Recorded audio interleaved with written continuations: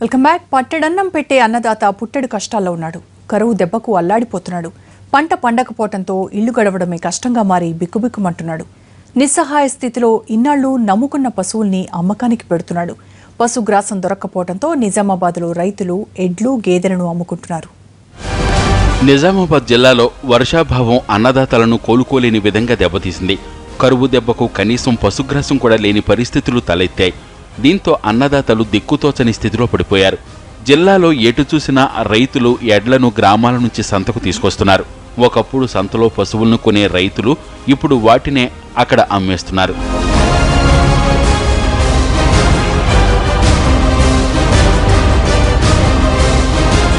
ఎన్ని ఆధునిక యంత్రాలొచ్చినా రైతులు హలం పట్టి కాడెడ్లతోనే దుక్కి దున్ని నారు పోసి పొలం నుంచి ఒడ్లు ఇంటికొచ్చేదాకా అన్నింటికీ అవే అన్నదాతకు ఆయుధం.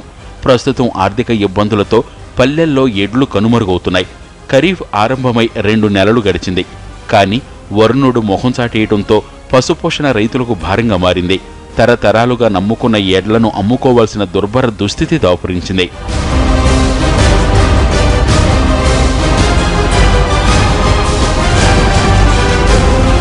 నెల రోజులుగా జిల్లాలో ఏ పశువుల సంతలో చూసినా మూగజీవాల అరుపులు వినిపిస్తున్నాయి. ఎడ్లు, లేగలు, గేదెలు, దూడలను అమ్మకానికి తెస్తున్నారు.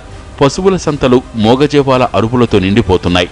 పశువుల్ని అమ్ముకునేందుకు రైతులు దళారుల వెంట పడాల్సిన పరిస్థితి తలెత్తింది. రైతుల అమాయకత్వాన్ని ఆసరాగా తీసుకుని దళారులు చేతివాటం ప్రదర్శిస్తూ అందిన కాడికి దోచుకుంటున్నారు. నాటినే కొన్ని కూడా అవి కూడా ఎండిపోతున్నాయి. బోర్రకి నీళ్ళు పోతలేవు, బోర్లు ఎండిపోయినాయి, చిల్లర నీళ్ళు. మొన్న ఒక 2 అమ్మినాము, ఇలా ఒక 2 అమ్మినాము.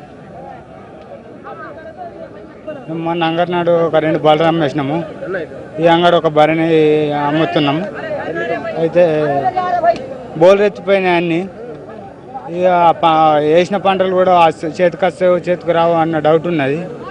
అవి గడ్డి వేయాలంటే కూడా కష్టంగా ఉన్నది. గడ్డి కూడా లేదు అంత పెద్దగా. వర్షాలు లేక వేసిన పంటలు చేతికొచ్చే పరిస్థితులు లేక రైతన్నలు దిక్కులు చూస్తున్నారు. కరువు కాటేయడంతో విధిలేని పరిస్థితుల్లో పశువుల్ని అమ్ముకుంటున్నారు.